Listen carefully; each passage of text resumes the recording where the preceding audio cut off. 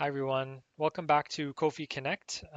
Today we're going to go over the softwood lumber production series of dashboards. This one's a simpler one, there's only one actually, and that goes over the Canadian lumber production across Canada, but with a more specific focus on BC. So similar to before, we have the ability to toggle between different timescales, so quarterly, yearly, or monthly.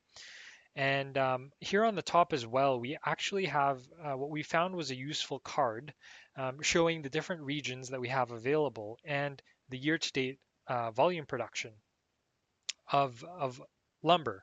And also of interest is that year-over-year change to see how we're performing compared to the year before.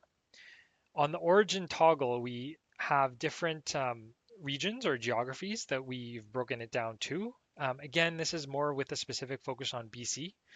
So we have on the highest hierarchy Canada, and then below that we have BC, and then the coast, and then the interior, and then within the interior we have an even more granular breakdown of between the northern and southern interior. In terms of the charts that are available, we have a bar chart here really showcasing the production numbers. So if you hover over it, there are those production volumes. And then on a quarterly basis, it aggregates each of those three particular months, and then you get a better view there. And then on a yearly, you get that whole year aggregation. And there's a caveat here where the 2024 year, because we're only partly through, um, it's not a fair apples to apples comparison, so just keep that in mind.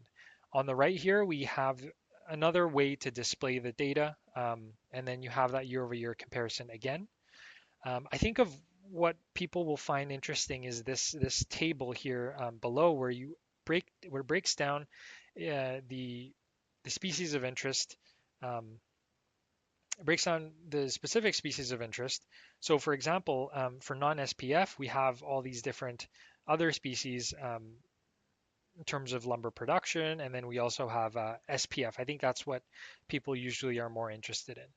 There's one caveat with this data in that we receive it on a monthly basis, and so if you look at the breakdown between the non-SPF production, you actually see a lot of NAs, and those NAs are confidentiality for confidentiality reasons. They're suppressed by Stats Canada. For example, if there's only one sawmill operating in a particular region, it makes it not possible to report that number because of, again, it'll single out that specific producer.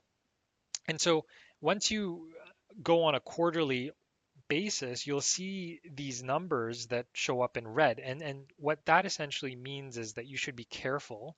You shouldn't use the red numbers because it's an aggregate of, say, one reported month, and two other months have NAs in them or not applicables in them. And so that's not an actual fair representation of the numbers. So you should, when using these dashboards, you should use the numbers that are in black because that gives you the most accurate um, representation of the data. So that's it for this series of dashboards. We hope to look forward to the next series. Thank you.